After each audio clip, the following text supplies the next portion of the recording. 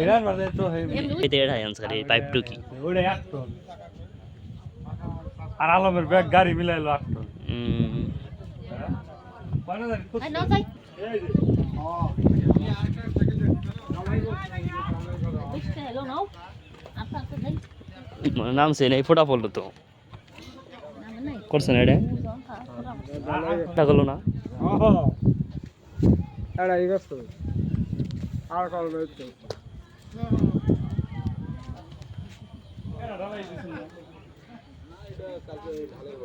কুজাসকে দিয়ে আবার ওই সেগুলো